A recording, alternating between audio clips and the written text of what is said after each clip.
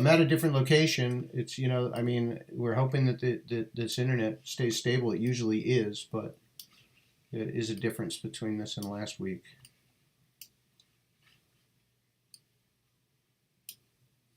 All right. Are you seeing it up on Facebook? Yes, sir. All right. I'm going to go to the intro. Greetings and welcome everybody to Speakin My Piece, hosted by Dekel Bor and presented by Jazz Times. My name is Louis Marks. I am here at the Rope Room just outside the great city of Philadelphia. It's a cold fall day in 2020, and we have the great pleasure today of welcoming a Philadelphia native. Kurt Rosenwinkel attended the Philadelphia High School for the Creative and Performing Arts, known around town as Kappa.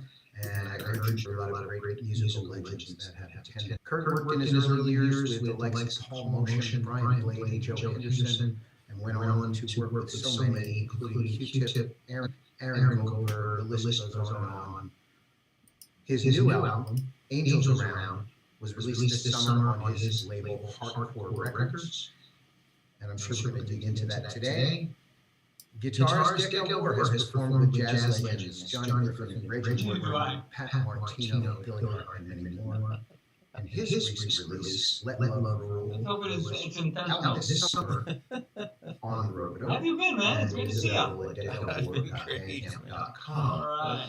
I'm very interested. I'm hoping that Philadelphia comes up in this discussion, but it's also very interesting to see two guitarists. About 15 seconds, guys. 10 seconds.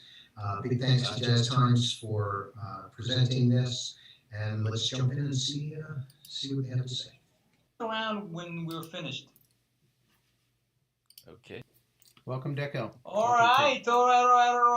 Welcome to my brilliant home. To anyone who's joining us for the first time, this series is my way of getting ready for my next album. This has been out for a few months now. It's been doing far better than I could ever hope for, which is really thanks to you guys. So in jazz, usually the way we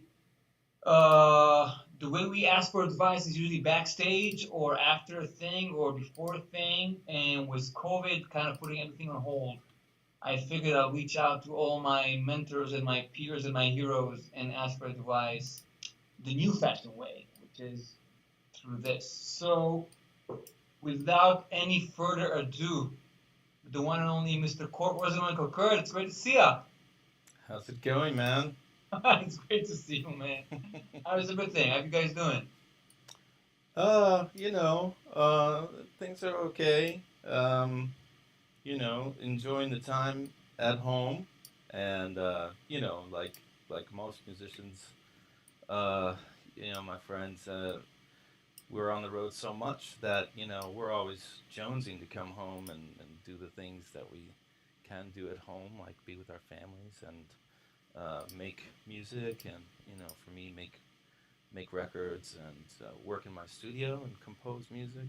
So it's actually quite nice not have to spend most of my time traveling around. So Cool. but of course, the situation is less than celebratory, but it's actually quite trying to take advantage of the positives.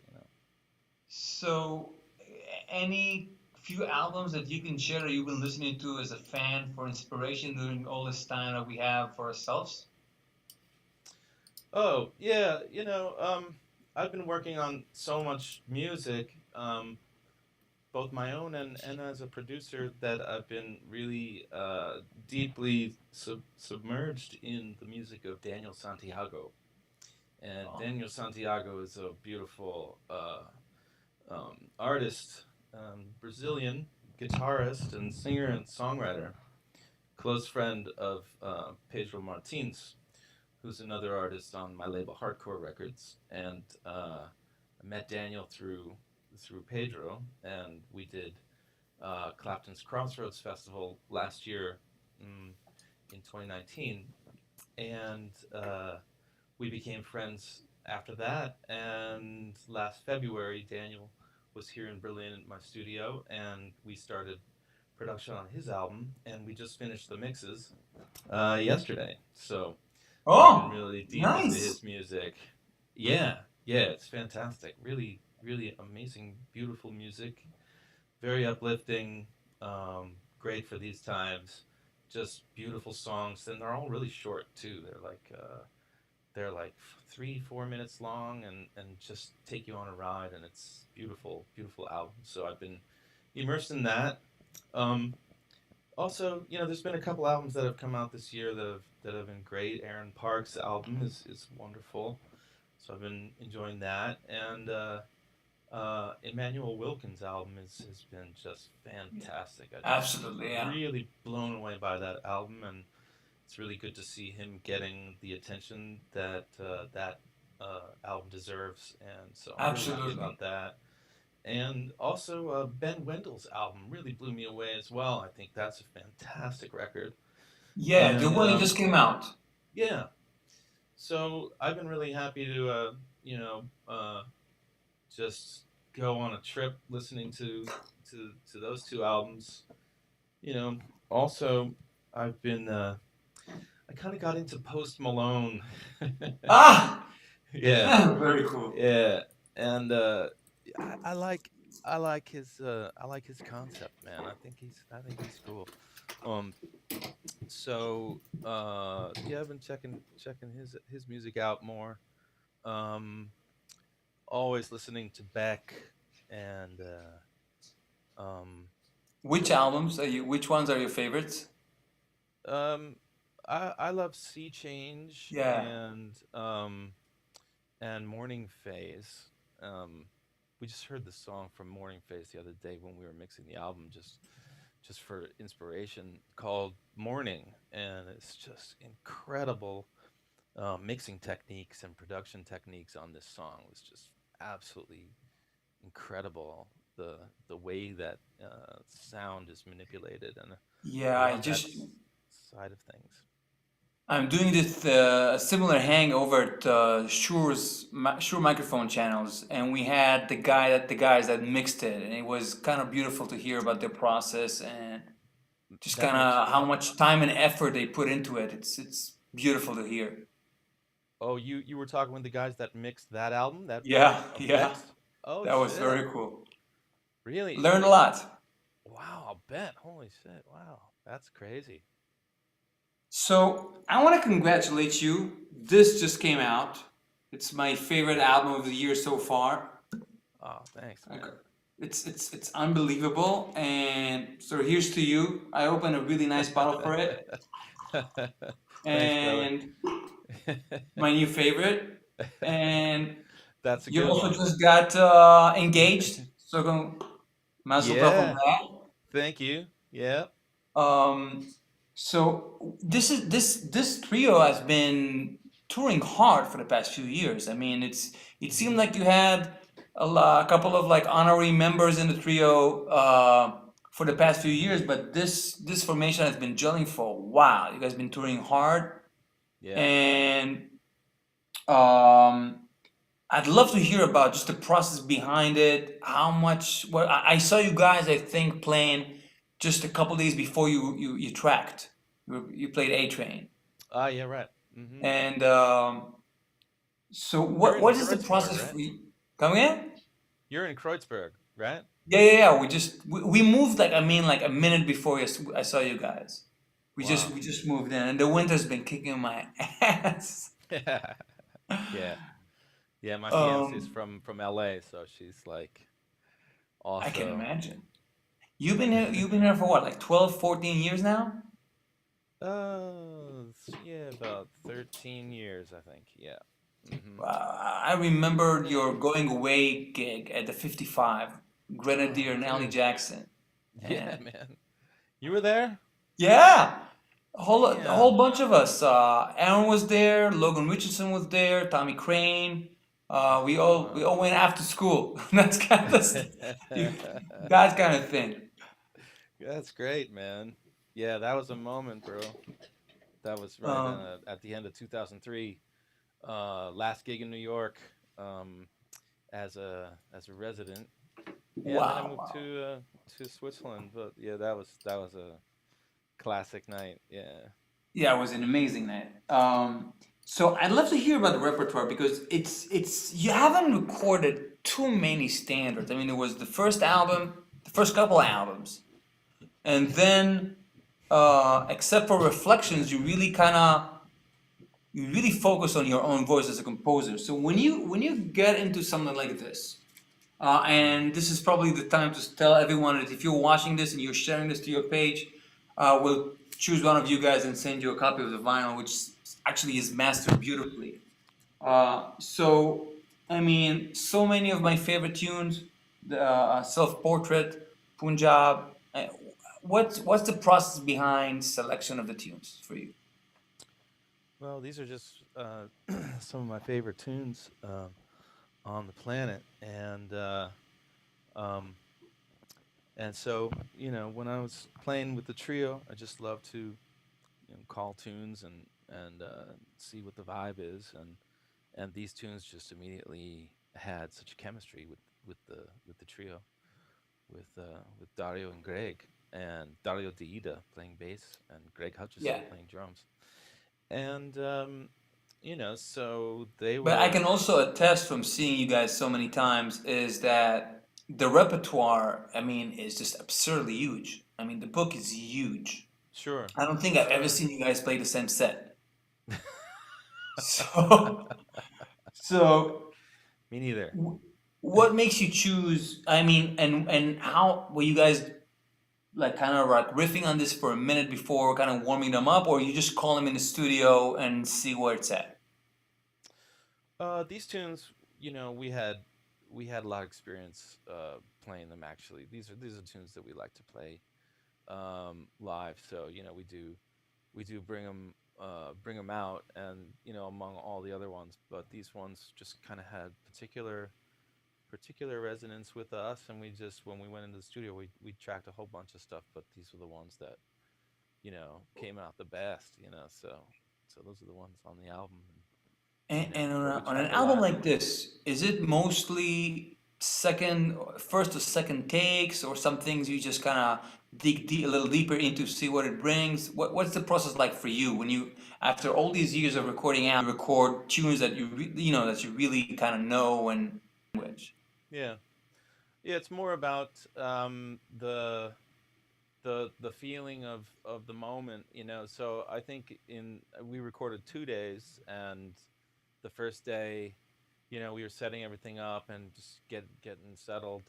And I don't think we used anything from the first day. I think everything came from the second day when then we slept on it, came back, and then just had the vibe and just played, pretty much the record down. I think we had maybe 2 or 3 takes of each, perhaps, but Oh, some of them very were cool. first takes, some were second takes. I, I gotta ask you for personal advice. I've just been in the studio recording some Bach and some original stuff Yeah.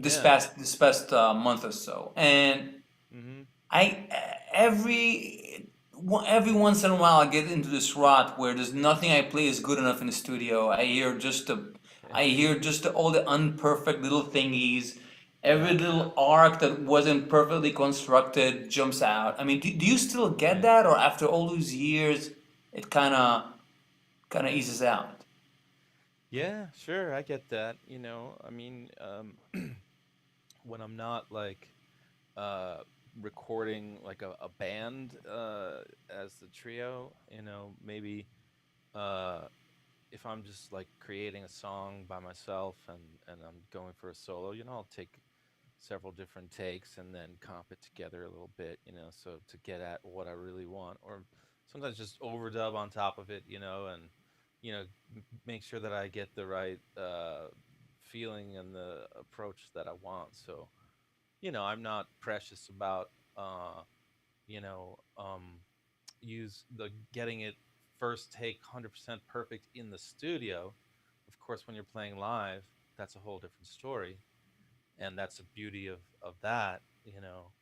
um, I think it's harder in the studio to achieve the revelry or the passion or the joy, um, the rapture of being in the music, you know. So that's what I'm kind of usually going after in the studio. That will sometimes take a long time to get to, since it's such a clinical um, methodology of, you know, doing one thing and another. Sometimes it'll take a while to get to the point where I'm really losing myself in the music, and then that's where it opens up, and it doesn't matter what take that happens to be, you know. Absolutely. I also feel that jazz is such a social thing, and it's such a in the moment thing, and it's very it the way that it behaves in a room, the way that it bounces off the walls and makes something swing, and the way that it interacts with the crowd, and you can hear them listening, if you know, on a good night, and the way it makes everybody kind of gel together. It doesn't always translate into into the studio, and it doesn't always translate to a recorded situation. Like there's many bands that I hear that sounds you hear the album, it sounds great. When you hear them live, it sounds like a heavy metal band all of a sudden. I mean, it's just so much more powerful, and there's just so many subtleties that I don't feel are always as translate as well to the recorded situation. Hmm. But I kind of feel like your thing is almost it's always an exception to that. Like there's all those albums that you do always have this very super forward motion feel to and presence to them. I mean, it's really all of them have this. And is this something that is a conscious thing for you, or it's just to kind of kind of jump out at the listener, or Well, I think, yeah, I mean, those are two totally different contexts, and both have uh, a lot of, you know, their own unique kind of lessons that you learn along the way about how to make music happen in both of those situations, you know.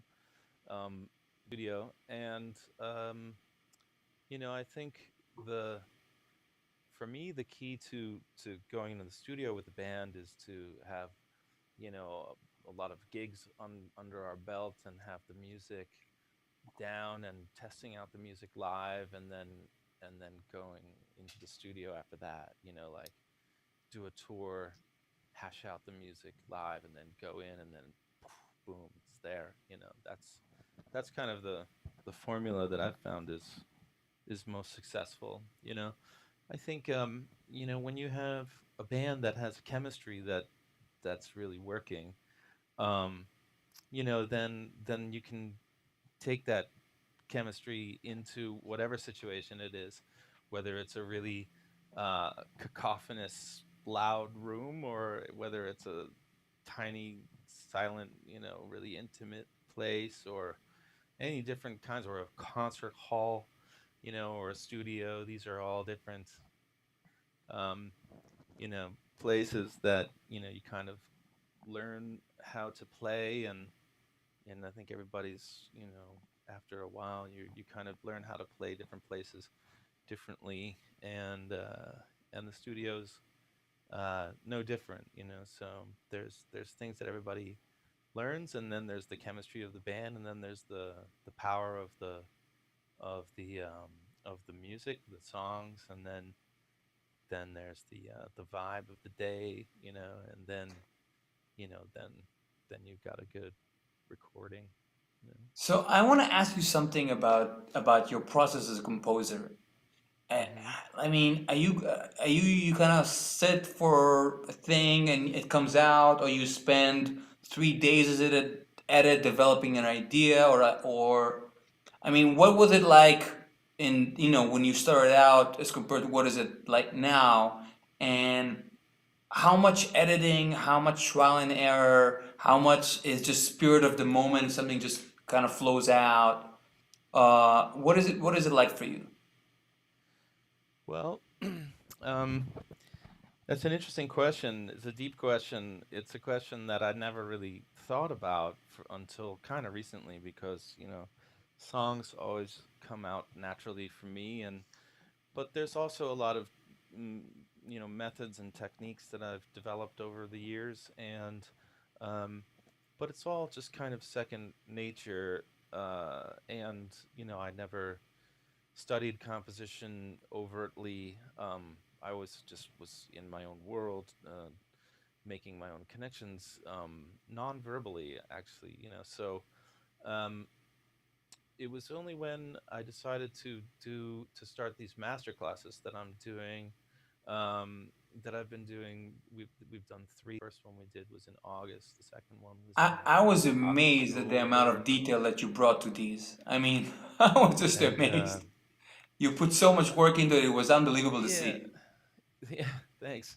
Yeah, the second one was on composition, so I had to really go deep and think about, where do these songs come from? Where do songs come from, and how do you work on them?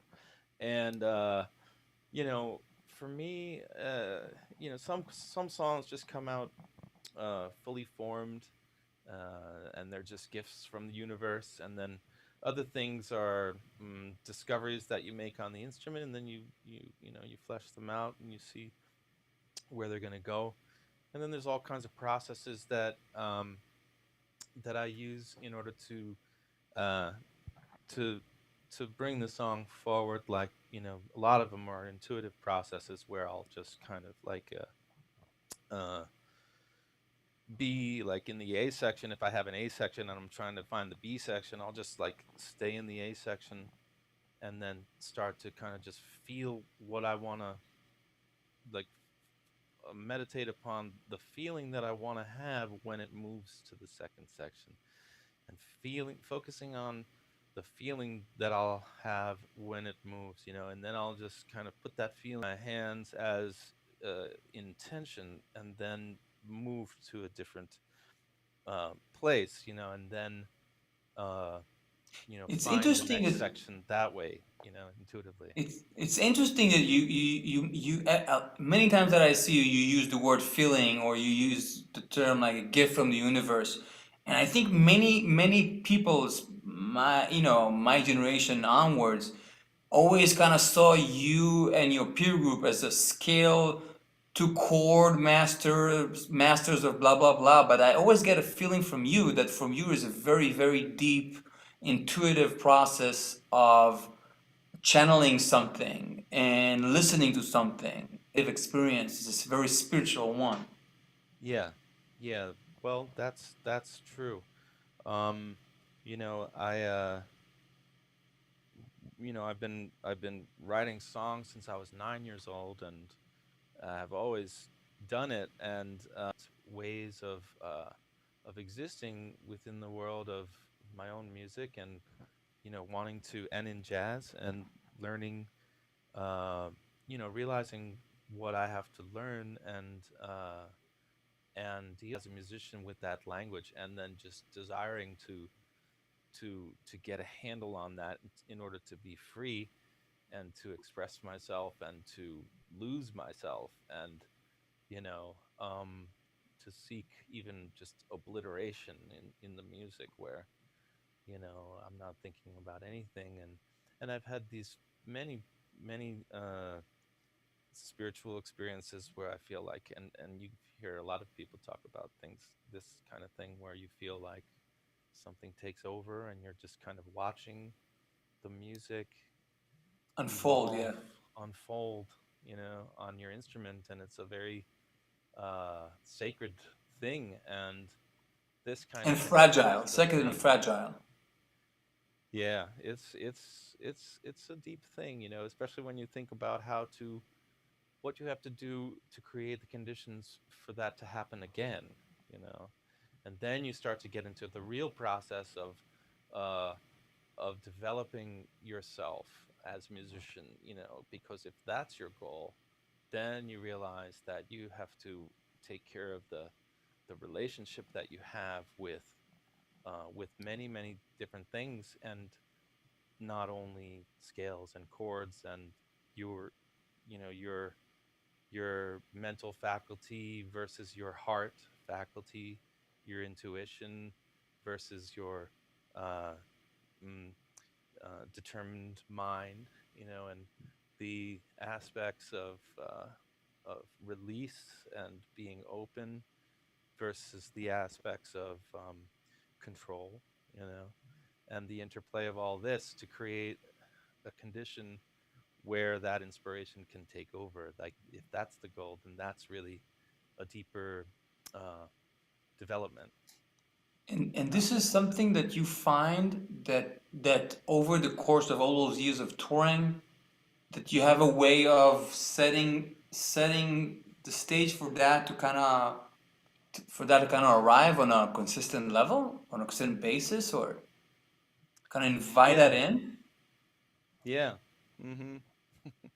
That's the idea, you know. Yeah.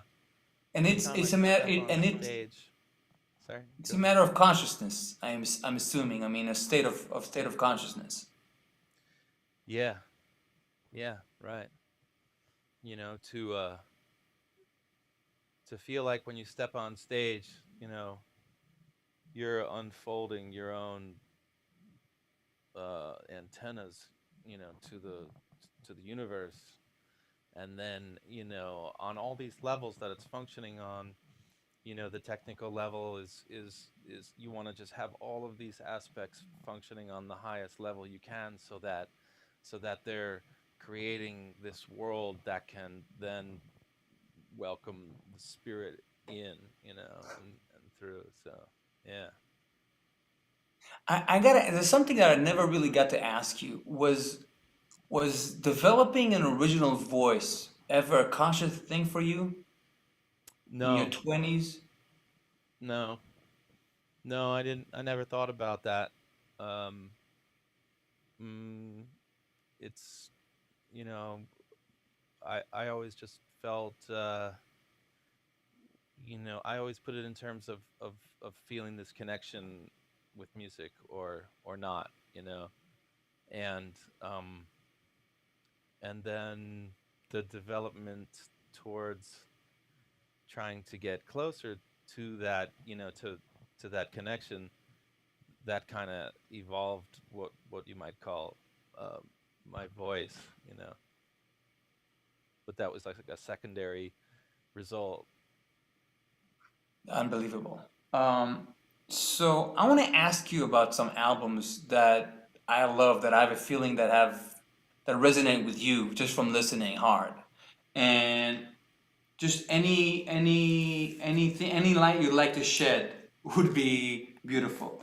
So I just show some sides. So this is Bud Powell Inner Fires. It's basically a jam session with Roy Haynes, which is something that I always feel connects with you, because when I just came to New York as a teenager to visit, you were still kind of jamming all over the city, sitting in with everyone, and taking a chord from this guy and another chord from that guy. And for our generation, you were kind of like of the model of what it's like to be an upstanding member of the family and the community.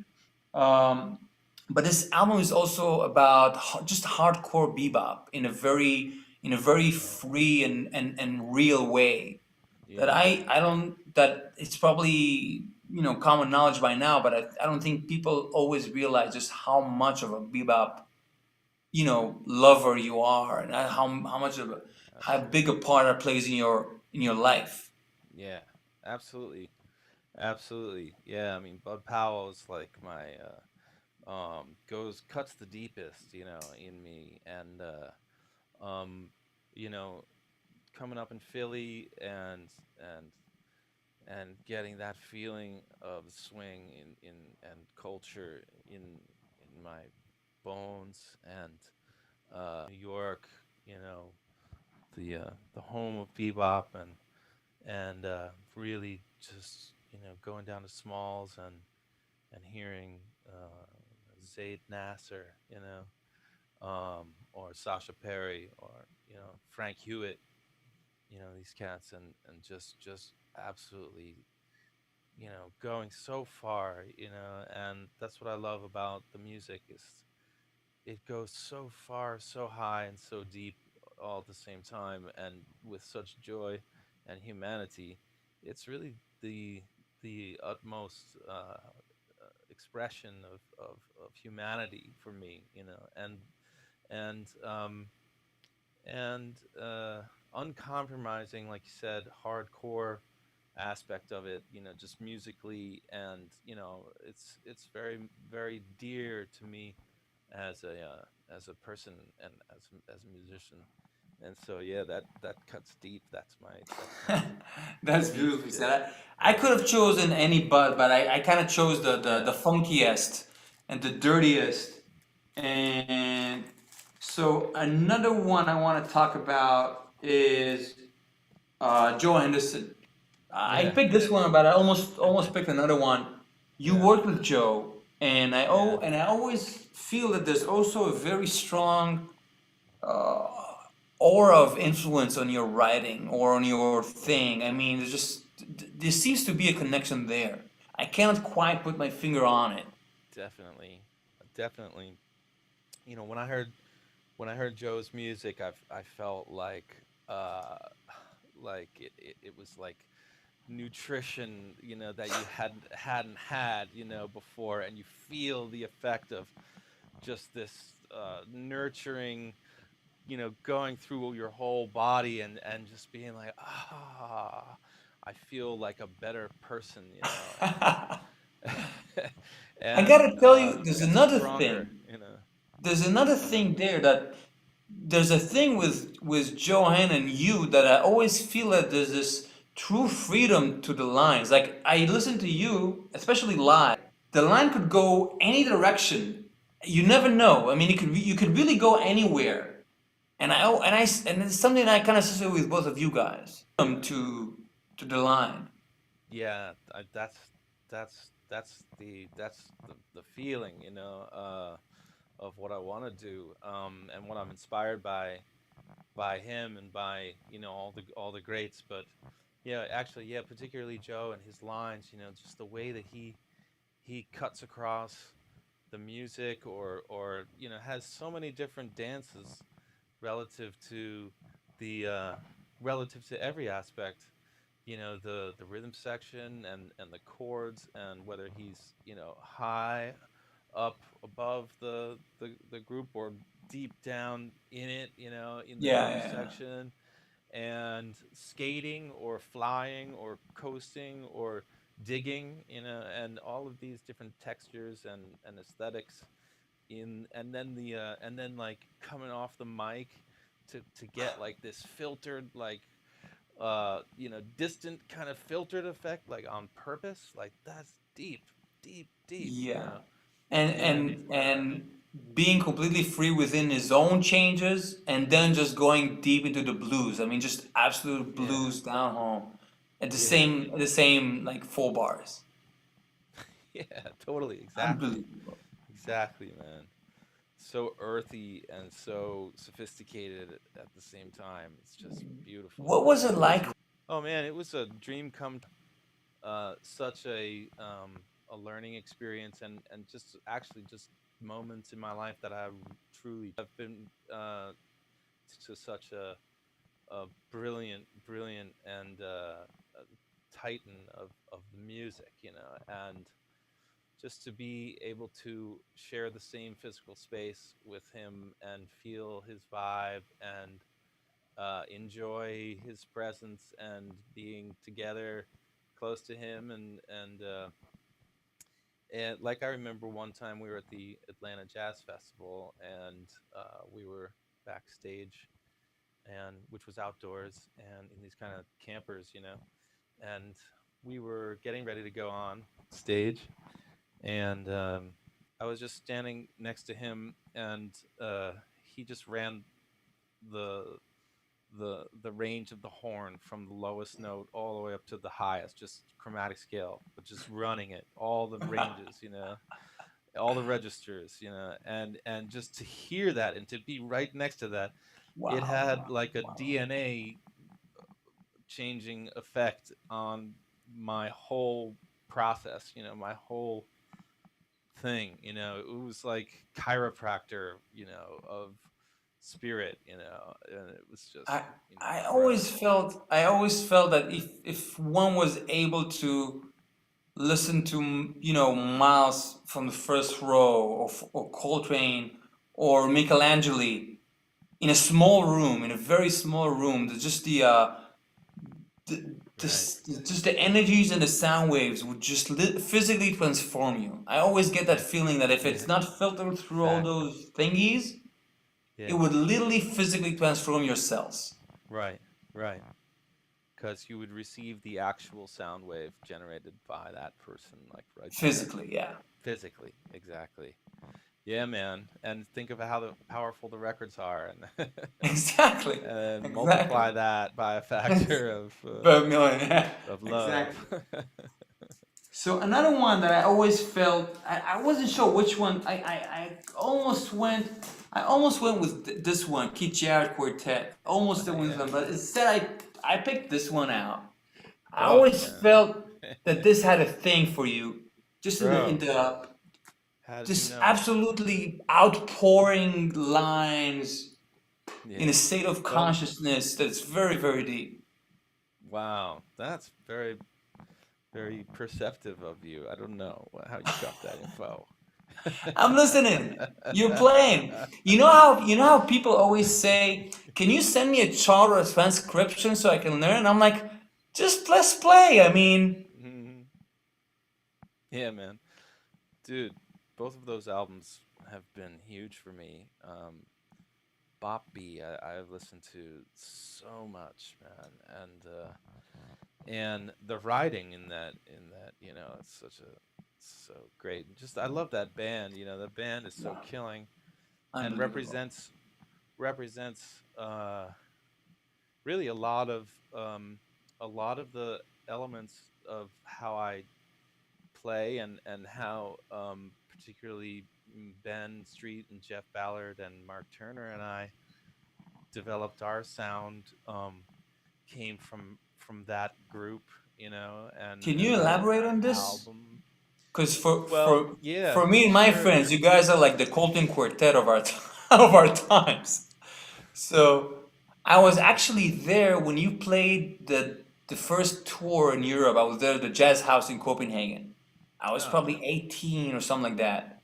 hmm, And I kind of stayed in touch with Mark ever since. yeah. Wow. Yeah. Yeah, man. Well, we used to listen to those albums. The way that particularly that group would go in and out of compositional form, taking the elements of the of the song and then going free with it, and relating to the different rhythmic elements in the music, in a non um, uh, what do you say, like in a non vertical, Yeah. quantized way, the in a much more free associative way. So Paul Motion, who's the master. So that and then Dewey, the way that Dewey was so chewy, Absolutely. across I'm gonna the steal this band, line from you. I'm definitely stealing that line. But I Yeah. always felt that another thing that you guys had that I kind of saw in correlation with that band, with that quartet, is this very beautiful focus on beautiful melodies while still having this "we are a bunch of wild rebels" feel to it. Yeah. That I thought it's very rare, I think, in our music. And you guys definitely had that. Yeah, man. Yeah, those were wild times. Ah, Uh, yeah, yeah, man. and what Those, about? yeah. No, go ahead, go ahead. No, nothing. So what about the trio that D had? What did it have? What kind of meaning it had for you over the years, or this album, or any other? Oh, yeah. Well, also, Gary Peacock and Dejanette and Keith. I mean, and rest in peace, Gary Peacock, and you know, utmost uh, trio for everything they did, and still live is, I mean, for everybody, I would think it's just the uh, most beautiful expression of, like you said, freedom and rapture and space and sound and connectedness with such generous uh, space for all the musicians, and man, it's just beautiful melodies and incredible inventiveness, and the rhythm, the way that they're you know relating rhythmically and formally, and it's a revelation of how to play, and you know how little you can play and then how much you can play at different times. Yeah, and his connection Oftentimes, is unreal. His connection to yeah, whatever is underneath us. yeah, It's kind of yeah, unreal. yeah, the sacred flame of inspiration. And that I kind of associate with you. So I'm jumping on to the next one. I didn't know which one to choose. There's the obvious. I chose the score for the quartet, which was there's a correlation there somewhere. And I chose the Yeah, Matheny Trio, but I could choose any album from these guys. I yeah, mean, you're kind of like the only guy afterwards that really kind of changed things completely. And I imagine when you went to school, everybody still kind of tried to sound like these guys. yeah, yeah, for sure. I definitely sounded like those guys at a certain point, for sure. I loved. I mean, I was in Philly, and I went to uh, um, I forget the name of the venue, but it was a big venue, and I heard Schofield, and they were touring, I think, Blue Matter, Ah, and I was 18, and man, it just blew my head. It just blew my mind, and I just couldn't believe it was so fucking funky and in the yeah, it is. pocket, and then just relentless, just lines and ideas for days, as he always is every time I hear him. And so he had a huge influence on me, and I was just like, damn, man, that's the shit. You can do that. That's possible. I had no idea that was possible. And then He's that was also one just of the greatest guys on the planet to just play blues and rhythm yeah. changes. I Oh, dude. mean, the jaws on the Yeah. floor. Yo. Yeah. Yeah, man. He's just ferocious, man. Endless ideas. Just my god, man. He Yeah, just blows me away every single time I hear him. And it's been many many times. I'm lucky to have seen him many many many times, and every single time it's just like, dude. yeah. Um, and also Matheny. When I heard his music when I was a teenager, it was like American Garage and First Circle and um, Pat Metheny Group and I always dug Travels Travels a and lot. I Off always Ramp. thought, yeah, Travels was the shit, and Off Ramp was the shit, man.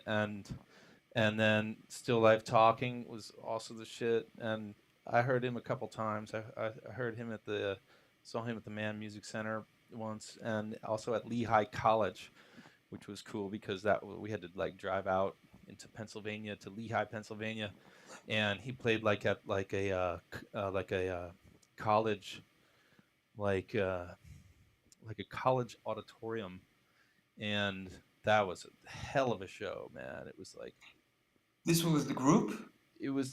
it was like off the beaten track, so they were just like going for it, taking all kinds of chances and really just laying into it, and that was just unbelievable to see, the whole production and uh the whole way that you can employ so many different textures and combinations and orchestrations of things in an electric group, and go so far, the spectrum from one place to another.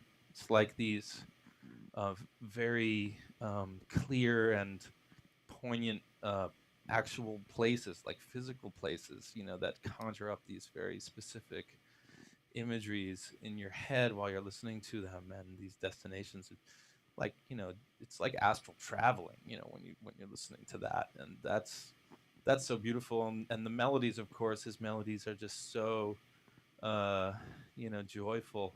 I remember going to my guitar teacher to a lesson when I was a kid, and having Matheny on the headphones on the Walkman, and just like running down the street like just Yeah, singing. absolutely, Oh. absolutely. So yeah, those guys are huge inspirations for me, and continue to be for sure. So last one of the day. I wasn't sure which one to get, but I could take any. I almost took Coltrane and Duke or Coltrane and Hartman, Mm, but you yeah. have this thing where you kind of close your eyes and you kind of let go into the universe in a way. And it seems that in these very, very difficult times for everyone, but I think almost artists in particular, the world, it seems just almost hostile to artistry and to honesty in music and Mhm. to, dreams in music. And for us, I mean, you have always been an oracle almost. You close your eyes, and it could be in smalls or it can be in a festival, and there's just going to be a moment before you count off. You're going to close the eyes, and I can see you transform, and you take yourself and everyone to a greener pastures. And so, Well, thanks. anything you want to say, I mean, of what Oh, spirituality in music, especially in the world at all. yeah. Well, I think that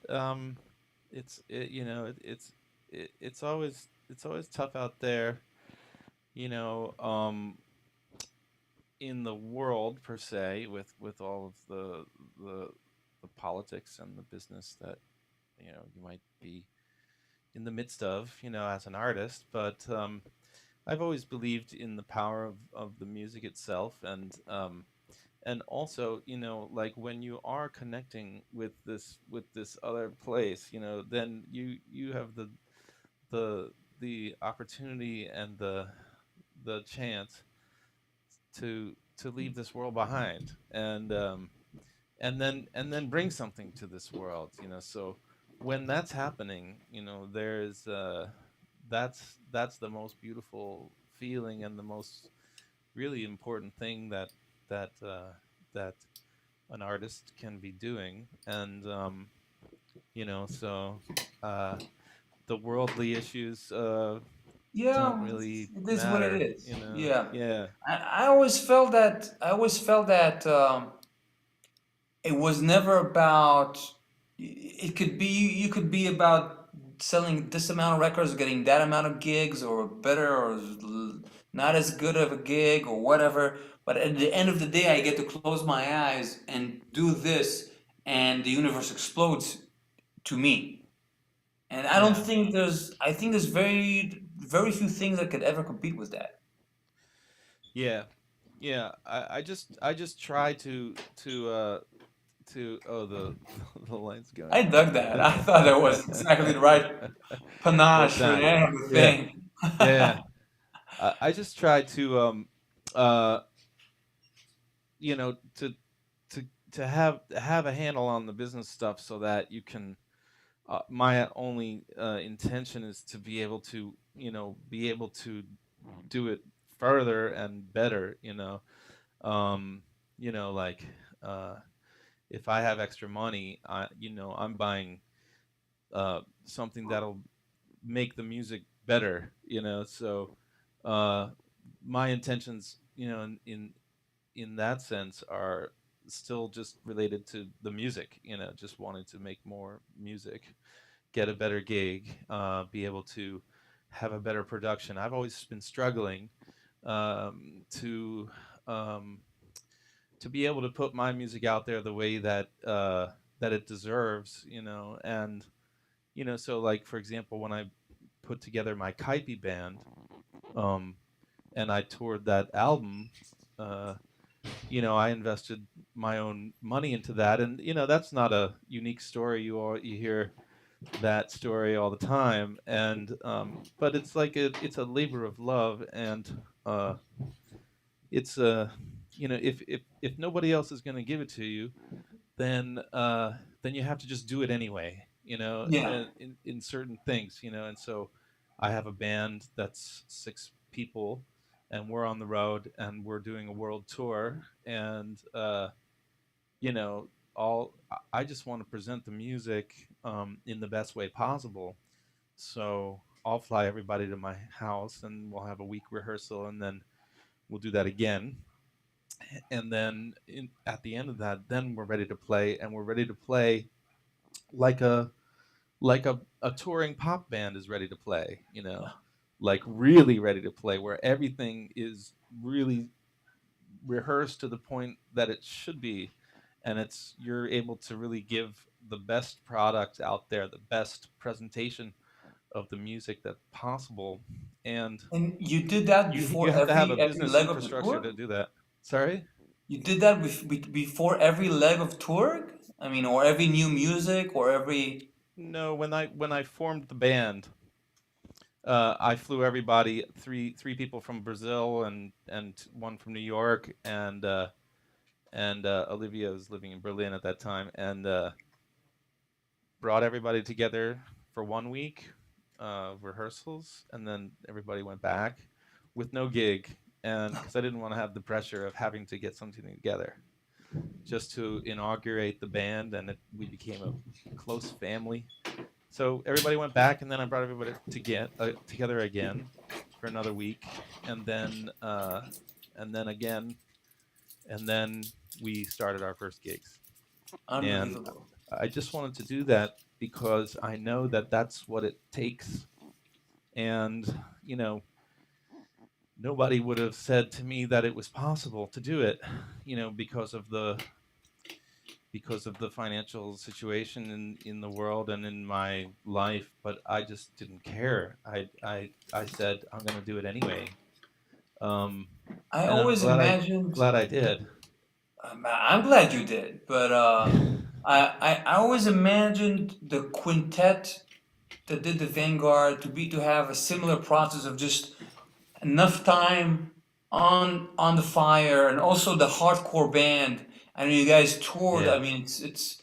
I mean, I always Well, imagined the hardcore band. I always imagined like in festivals with lighting and we would have liked to, but we didn't get any gigs. one step at a time. It I would. mean, but it was the same for that. I mean, I rehearsed that band all summer, um, at my house in Brooklyn, and we were ready. We were ready to tour. We did some gigs. We did, but it didn't really kick off for that album at that time. It Maybe became if a it had legend. come It out became now. for us. It's like a landmark album, really, in so many ways. Yeah, I hear that, but I never seem to get the opportunities to present these things when, by the It's very. powers that be. I'll give you So the I'm solution. just like, okay, well, I'm just gonna do it myself. I'm always like that. I just have to do it Court, myself. I have the answer. The problem you have is you're about 15 years ahead of your own time, not just everyone's time. If you bridge that gap of 15 years, that's all we need to do.